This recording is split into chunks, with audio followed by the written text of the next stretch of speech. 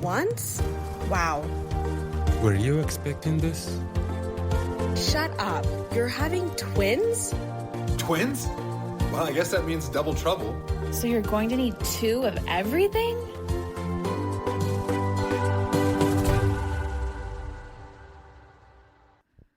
Just when I thought I could not get more emotional in this pregnancy, here we are. Oh, I am recording the last episode of season 1 of Expecting ×2. And I am just filled with all the emotions of happiness, gratitude, I don't know, some sadness too, a little bit of confusion, all the things. If someone would have said to me when I was recording episode 1 that you're actually going to record 9 episodes, you're going to help some other moms along the way, you're going to meet some really cool moms along the way, I think I probably kind of would have laughed or shrugged my shoulders, because I really just launched this for myself, just to bring some humor into our own little circle here in my family of being a mom of multiples. But I have met such cool moms on this journey. I've connected with other twin moms that recently have had their babies, and I just am glowing with joy for them as I see their sweet little nuggets on social media. And they're doing it, friends. They're surviving. They're thriving. They're out taking walks. They're doing all of it. And they have just babies that are just a few weeks old. So I love looking at those pictures. Those mamas, you know exactly who you are. I'm just so happy for you. And I think it's so important for us mamas that are still baking these babies to see other moms succeeding. They have done it, friends.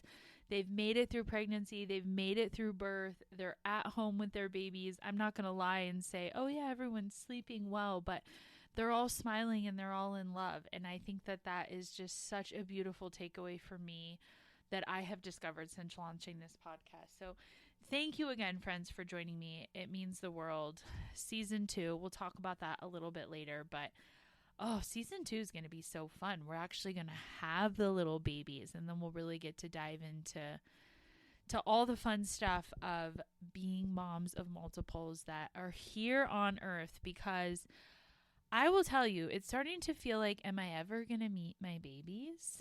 We are 35 weeks and 4 days today, which, is such a blessing. I honestly did not think we would make it this far in our pregnancy. And I think part of the reason I'm so emotional today as well is I just am so grateful to my body for being able to do this, for being able to grow 2 humans, to grow them almost to term, to keep mama healthy, babies healthy. I just feel so incredibly blessed. I'm so grateful to God that these babies are still baking in here. Yes, my back is breaking. I am waddling. I have nothing that fits. Like, truthfully, nothing that fits. I'm wearing my husband's clothes to bed, and his tank tops, nope, they still don't cover the belly. But here we are. Here we are. And the babies are baking and they're healthy. And it's just wild to think that we might end up not having to do any time in the NICU. This month is NICU Awareness Month, September. I honestly thought that was a journey we were going to be on. We did do the tour of the NICU when we were there. I felt really good when we left. I was like, okay, this is going to be amazing. The care team here. And that might not be our reality, but friends, if that is yours, or you have been warned that that might be yours, or you're also doing NICU tours, or you know someone that works in the NICU, a mom that has babies in the NICU, I am sending you all my love. I hope you send them love too. I think that that's a really hard journey for moms. I know it's been a hard journey for some of the moms that I have met along the way. So I just want to take a moment to say you're such warriors. I think it's amazing the strength that mothers have. I really, really do. We think this is going to be so hard, or how am I going to get through this? And we get through it. And so if you're on the other side and maybe you're only 30, 32 weeks and they're also talking about NICU with you and that ends up being your journey, I promise you, mama, you got this. If you're on the other side and you're like me, wondering, when is this all going to go down? I'm also thinking of you because the aches and the pains and the cramps, they are real. If you could be a fly on the wall in my house the last 7 days, I think that you would either... No, I think for sure you would think I am totally crazy. I am no longer cool, calm, collected Abigail. I, friends, have so much anxiety right now about when these babies are coming. Let me explain that a little bit more. I had a very fast labor with my son Jude. Because of how fast my labor was, and I only pushed with him for 16 minutes, which I now know is like record speed. In the moment, it felt like, is this almost done? I can't handle one more minute of this, but I've been meeting moms that have pushed for 4 hours. So I feel like, okay, wow, my labor and delivery was super quick. So my doctor advised us, starting at 28, 30 weeks, to just stay close to home, no travel, enjoy time in your home, enjoy activities that are within close proximity to the hospital. So in my mind, I feel like I have not been prepared for labor since 28 weeks. I want to be really clear on that. But I didn't think we would make it this far. So now every time I have like a hiccup, every time I get a little bit of lightning crotch, every time I have round ligament pain, a growing pain, anything, I don't know if it's a contraction or if it's something else. I am not only driving myself crazy, I'm shocked I have not made my husband crazy and lose his mind too. Because this last weekend, there was multiple times over Labor Day weekend, I was like, babe, I think this is it. Something feels different. This has got to be it. 2 hours later, nope, not it. Next morning, all right, hun, I think this one's actually it. This one feels a little different. I must have done this 5 times, and here we are, still pregnant, never ended up at the hospital. I don't know what those things were. So I'm feeling a little bit crazy because I know what contractions are. I had contractions with my son Jude, but in my mind, it's like, this is going to feel so much different with 2 babies. And this is how crazy I have gone. Every time lately, okay, not every time, I'd say 7 out of 10 times lately when I go to the bathroom, I reach down and I make sure there's not a head there. That is crazy. Somebody needs to talk me off my crazy ledge because that's ridiculous. I don't think I'm going to be that woman that pops out baby A on the toilet and then is racing to the hospital for baby B to come out. I don't think that's going to be my story, but my actions lately have said otherwise.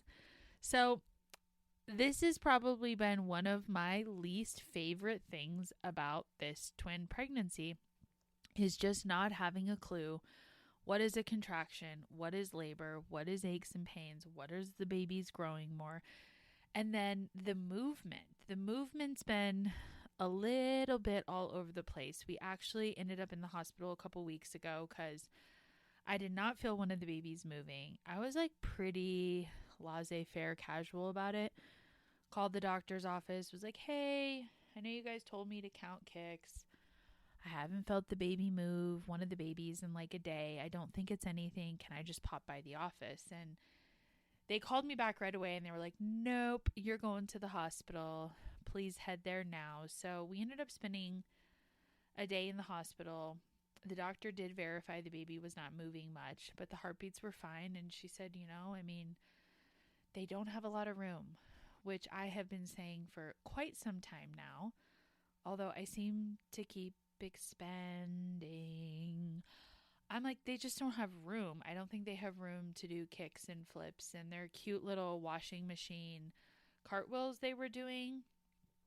Those are long gone now. They're mini punches or occasionally some hiccups, which I was like, is this a hiccup or is this Braxton Hicks?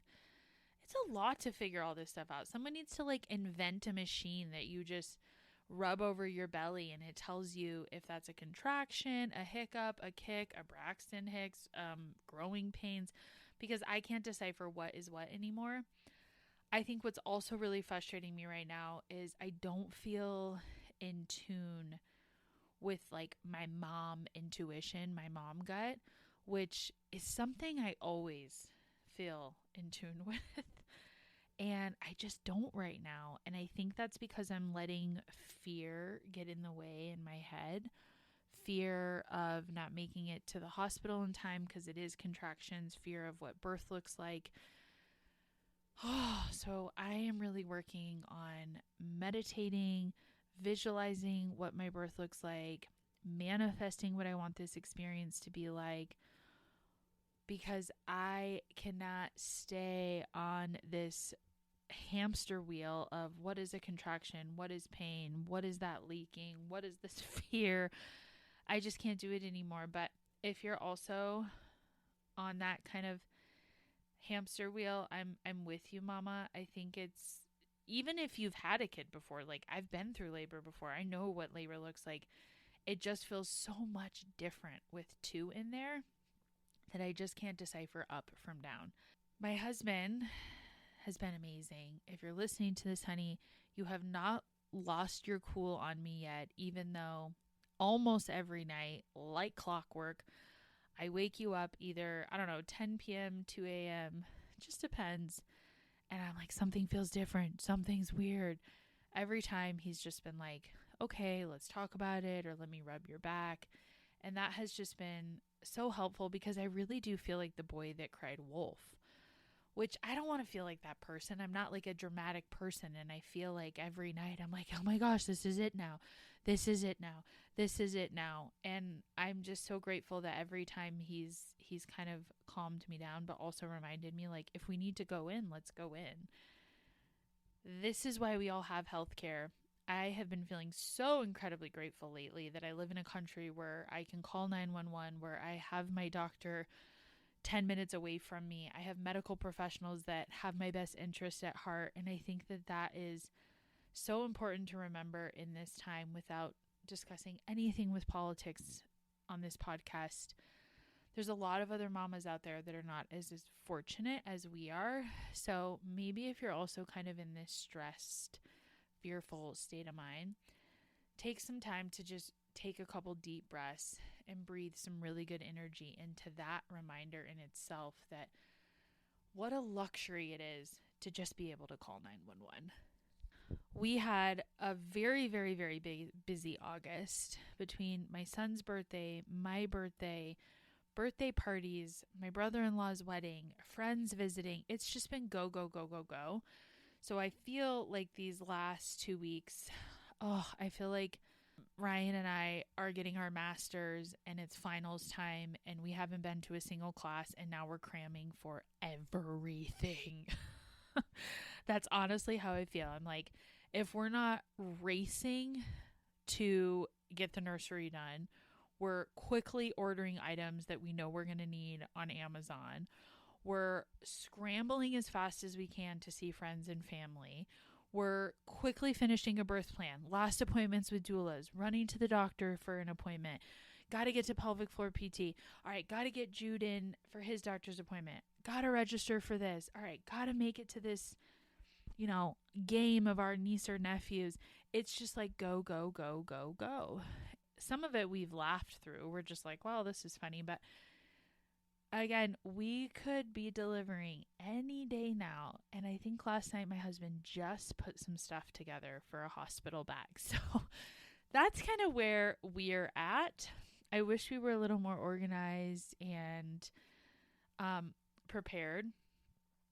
We're not. I think between running all around and cramming for finals, we also are trying to cherish our final days of being a family of 3 and then also squeezing in some date nights for just the 2 of us because we know it's going to be a while before that happens. I'll admit I'm pretty surprised at how emotional I have been about this idea that our days of being a family of 3 are coming to an end. Don't get me wrong. I am so excited to meet these boys. I can't wait to love on the twins and to be, a party of 5, table of 5, all the fun stuff. But there is a little part of me that is really going to miss just these moments with Jude and Ryan and I. And I've talked to some other moms about it, and it sounds like this is pretty normal when you're preparing for your second child. In this case, our second and our third, that you just feel like, gosh, I didn't get enough time with just so-and-so. I didn't get enough time with my firstborn son or daughter. And I'm kind of feeling that right now. And I think the most frustrating part for me is I don't have the mobility to just go do stuff with Jude and I. Like, I took him to the lazy river pool the other day, and my mom ended up meeting us there because I was like, I just can't do this alone. Like, I still feel like at times I have a straight jacket on and I just can't do certain things. Like, I can't bend over. It's harder to pick him up. Getting out of the water of the pool while holding him and then the weight coming back to my belly was like, ooh, not fun. So there's a little bit of like sadness and frustration there that I'm kind of limited to just playing with Jude on the ground with his toys or reading him books. But you know what? He's so happy when we're doing that. He's so smiley. He just loves spending time with Ryan and I. We do little music nights where everyone has a little instrument, a guitar, a recorder, a whistle. We have little Mickey Mouse drums, and we're just cherishing those moments. So I'm trying to find a balance between cramming to get everything done while simultaneously really slowing down and not feeling like I'm on a treadmill to just enjoy these days with Ryan and Jude. If you have other children at home, you're probably already a pro by now. You know what you're doing. If you have one child at home, like we do, this would be a good time to start thinking about, if you have not already, what is happening to that little boy or that little girl when you go into labor. I made a little PDF called Jude's Manual. I had to bring some humor into it because I was sobbing the whole time I was writing this thing because I don't leave Jude. I'm always with him and sleeping in the same house as him. So the thought of leaving him for a few nights while I know he'll be in great hands, it just made Mama a little bit sad. But we put all the details that you need to know about him in that document, from foods he likes to schedules, nap time routine, jammies, emergency contact information, if he gets sick, blah, blah, blah, blah, blah. If you haven't done that yet, I recommend doing it. The minute it was done, I had been dreading doing it because I knew I was going to be emotional. I just felt like a wave of relief come over me because realistically, it's going to be my mom and my sister taking care of him. They love him. They've spent a lot of time with him. They pretty much know his whole schedule and routine. But I was like, you know what? I just want to write it all down. Same thing if you have an animal at home. Make sure you know who's checking in on that animal, who's coming over and bringing that animal to doggy daycare or cat daycare or, I don't know, fish daycare if that's a thing too. Just make sure you have all of that prepared so that when you are on your way to the hospital, that is one less thing that you have to worry about. I will say I was really happy to hear that if we go into labor in the middle of the night, my mom lives about 20 minutes away and we need to get there right away. Jude can come to the hospital with us and the nurses are fully prepared to take care of him while we wait for my mom to get there. So if that's a concern of yours too, talk to your doctor about it. If you haven't done a hospital tour yet, talk to them about it on your tour and maybe just give them a call. In my experience, all the nurses that work in labor and delivery are so sweet. They just have huge hearts of gold, and obviously they love children, or why would they be in labor and delivery? So trust that your kiddo or kiddos will be in good hands while you wait for grandma or aunt, uncle, babysitter, nanny, whatever, to get to the hospital if you got to rush there in labor. I want to talk a little bit in this episode, friends, about both your birth plan as well as your hospital bag. I had intended to do an entire episode just focusing on a birth plan, but I changed my mind, and I'll tell you why. Since launching this podcast and meeting these other mamas that have gone into labor, that have been sharing stories with me, some of which their twins are a year old, others are a few months old, some are just a few weeks old, everybody's story is so different. The only thing that all these mamas have in common from their birth stories is one, all the mamas are doing just fine. They all survived labor and delivery. And the second thing is they're just so in love with their twins. And those are like the two best takeaways I think that you can get from this episode, if nothing else. The mamas are doing good. They're so in love with their babies, and the babies are doing good. Has there been complications for some of these mamas? Of course. Did the birth plan go exactly as they envisioned it? Not necessarily, but they're all doing okay. And so rather than devote an entire episode to discussing all the various options for birth plans, I thought I would just touch on a couple of things that you should include in your birth plan. If you have a doula, probably you have already gone over this in depth with your doula. Maybe just fast forward a bit through this episode. We're using the same doula that we used for Jude. She pretty much asked all the right questions to us, to which we gave answers. But if you don't have a doula, you can also just go online. There's tons of templates for birth plans. I would just encourage that you really take your time when you go through this and have an open mind to using the word preferred birth plan rather than like, this is my set in stone concrete birth plan. Because I think it's important to remember these babies are going to come when they want to come and how they want to come. Unfortunately, there's no magic potion we can drink. There's no magic moon dance that we can do to ensure our labor and delivery goes exactly as planned. But what you can do is ensure that you are advocating for yourself and your partner or your support team, whoever's going to be in that room with you when you're going through labor, a parent, an aunt, whoever it is, knows exactly what you want, because you do have a say in how your labor and delivery goes. Your babies will ultimately decide, but of course you can advocate for yourself, and so can your partner. So at the bare minimum, if you don't want to make a birth plan and print that out and bring a PDF, blah, blah, blah, just make sure you sit down with whoever's going to be in that room with you and you discuss what you're hoping for, what is an absolute no for you. That way, someone else is also aware of how you want this to go. Because I remember from my birth with Jude, I didn't do a lot of talking. I really got in that hospital room. I ripped all my clothes off and I became like a lion. I don't know, a whole different version of myself came out, which was so cool looking back. It's like, I thought birth was wicked cool after I finished it with Jude. I was like, that was the wildest thing I've ever experienced. But I certainly didn't remember everything on my birth plan. And when nurses came in and were asking questions, they were not asking me. They were asking Ryan and the doula. So just make sure once you create this birth plan, or when you're going through it, someone else that's going to be in the room knows what you want and has some form of a hard copy in case they also forget. There's a lot going on. There's a lot of excitement. I don't know if Ryan referenced our birth plan with Jude. I honestly don't know. I'll have to ask him one day. But I do know that we had talked about it in length, so he was aware of what was important to me.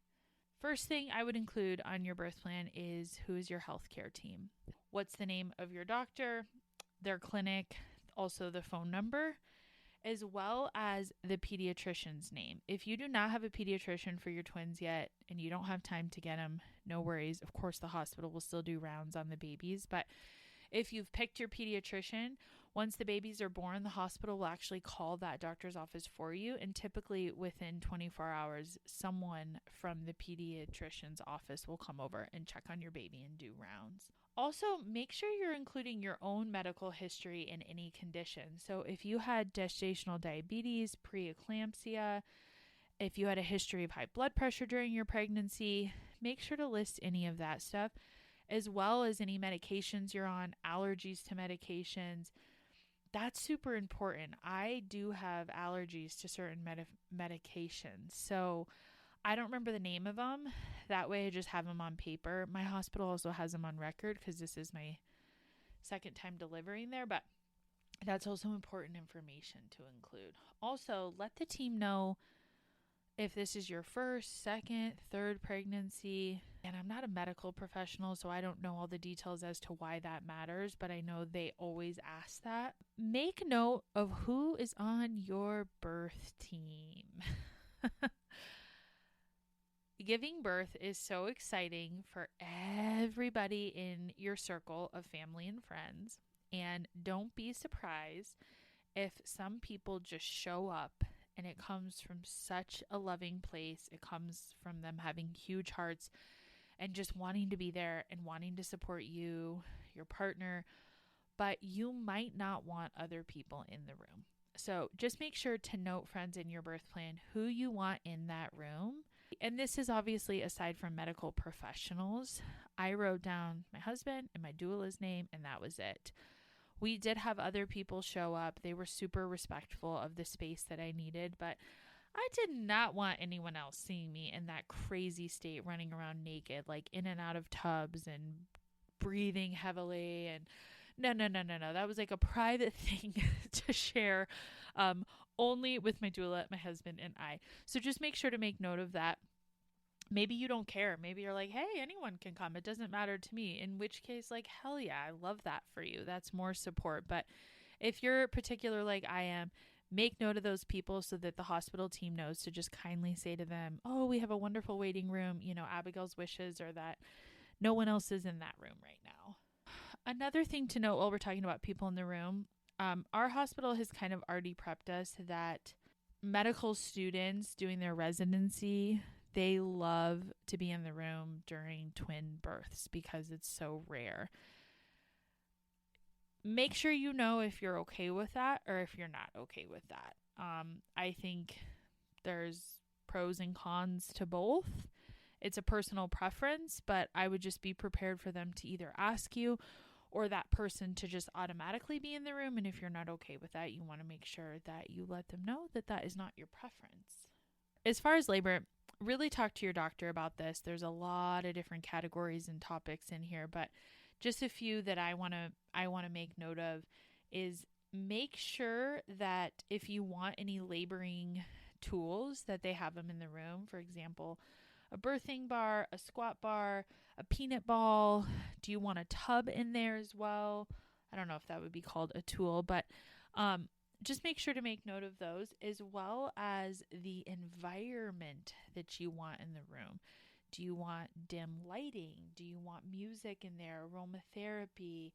We are all going to be delivering in the operating room, but to my knowledge, we are going to be laboring in another room until it's kind of go time. So you will have a say in what that room looks like. I'm big on the music. And I just can't decide what my vibe is yet. Part of me feels like it's straight up Eminem Till I Collapse on repeat, and I'm like in the zone, man. Like, that's it. But then there's this other part of me that's like, no, I might be more of like a Frank Sinatra, Nina Simone moment here. So I don't know. I'm going to prepare playlists for both, and we'll see what version of Abigail shows up that day.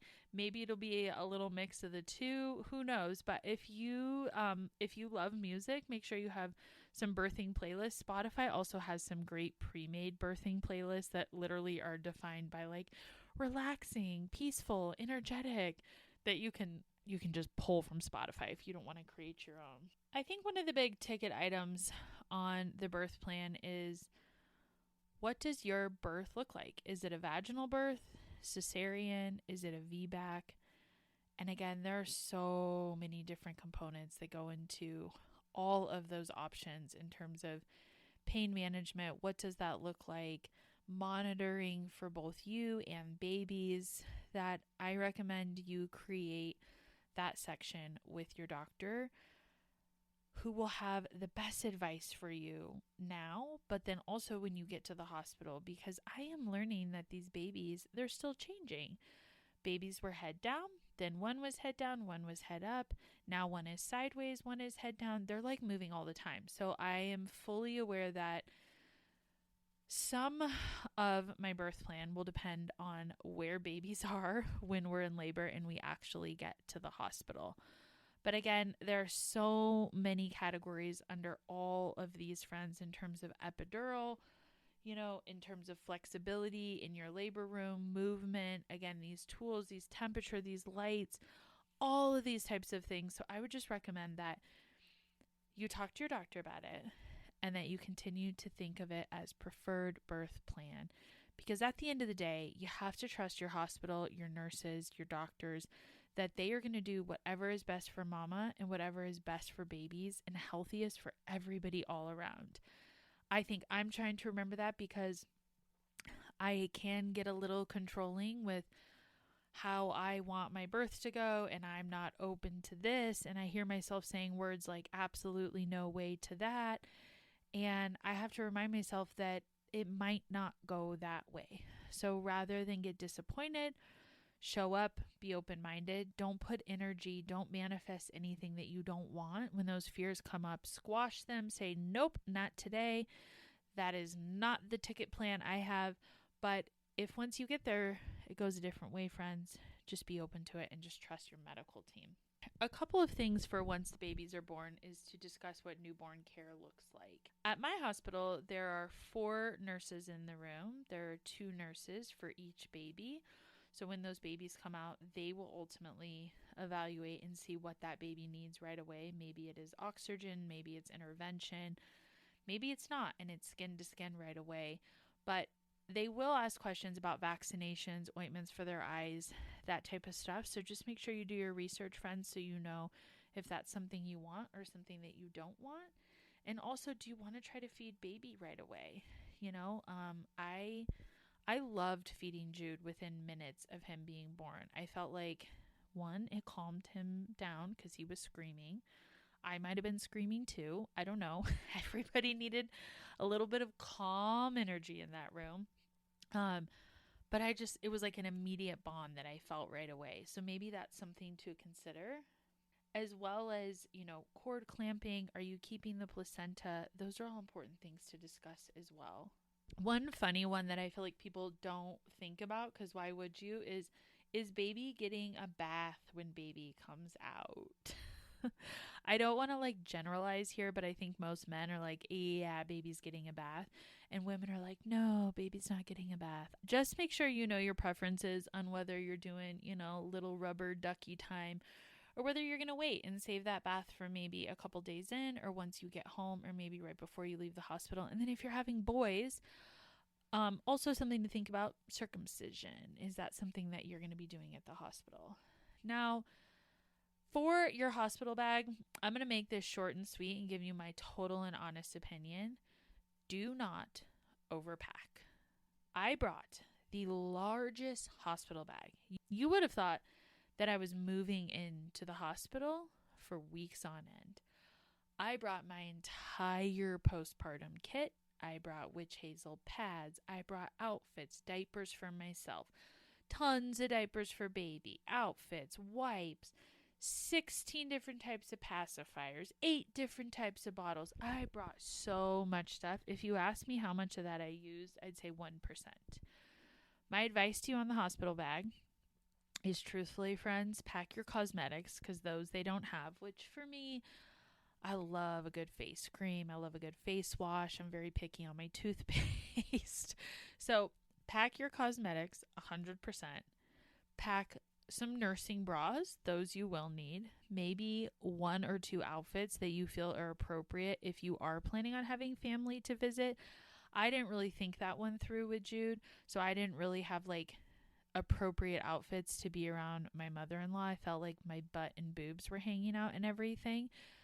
I would pack a robe. They will give you nice warm socks for your feet. They will give you all of the postpartum stuff that you need for whatever type of delivery you have. And I guarantee whatever they have at the hospital might even be better than what you have at home. And they will teach you how to use various things. For example, I had no idea what this gel pack was that went over my nipple to help with sore nipples. They had those there. They gave me a little trick to put it in the freezer. They had nice nipple butter to help with sore nipples. They had all the stuff there. The pads, the diapers that they had for me were wonderful. They have all the food, they have drinks, they have everything there that you need. I did sneak in my heating pad, and I fully plan to do that again because my back was really killing me after labor. And their little like rinkety dink heating packs that you like crack and they put heat. No, it didn't work. But I will say many nurses were like, you're not supposed to have that in here. And I would hide it. And then the minute they'd leave, I'd bring it back. So I'm bringing my own pillow again, and I'm bringing my heating pad and bras and my robe and my cosmetics. And that's pretty much all that's going in mama's bag. For baby's bags, I learned last time I should have brought different sizes of clothes to bring Jude home in. I think we only brought newborn. This time I have newborn and I have preemie options for both of them, as well as 2 little blankets, 2 little hats, a couple pacifiers. I think I did include a couple of bottles. And that's it. That's truthfully it. I don't have a single diaper packed for them. I mean, the hospital, they are so great at providing all of this stuff. Unless you're delivering somewhere that is a little bit unusual or a little bit different, in which case ask them if you need to be bringing these items. The hospital will have everything for you. So don't overthink the hospital bag. My husband just packed his last night because I was like, oh, yeah, as you know, of course, I had a little cramp. I'm like, oh my gosh, you should pack your hospital bag. Same thing for him. He brought like a couple more outfits because he probably will be going back and forth to our house. He'll be going to get us good coffee because hospital coffee is not good. And he will definitely be going to get us sushi and bring that back. So he has a couple more clothing options. But really, friends, don't overpack. Don't overthink it. I really did that with Jude, and it was totally unnecessary. All right. That's it. That's all I have for you, friends. That's a wrap on season 1. I have the biggest smile on my face right now, but also like kind of holding back a tear at the same time because the next time we connect, little babies will be here. Season 2, friends. Oh man, season 2, we'll dive into all the fun stuff that comes that now that our babies are actually here. If there's anything you want to hear in season 2, if there's any themes you want for podcast episode, please let me know. We will have guests on season 2. I'm sorry I just didn't get my SHIT together to have guests for season 1. I'm not going to lie. I'm just glad we made it to 9 episodes. But again, thank you, friends, for being on this journey with me. It's so crazy that the next time we connect, they're going to be here. Oh my gosh, I'm just so excited. I'm so excited, and I can't wait to be on this journey with all of you. So much love to everyone. If you're in your final weeks, I'm here for you, mama. I feel you. I'm sending like good energy to your lower back and to your hips because those are the 2 areas that are totally killing me. Reminder, get into pelvic floor PT if you have not done it yet. It's not too late. Even as you're in these final weeks, final days, hopefully someone can get you in and it'll really help with the pain relief. But I will see you on the other side for Expecting Times 2 Season 2.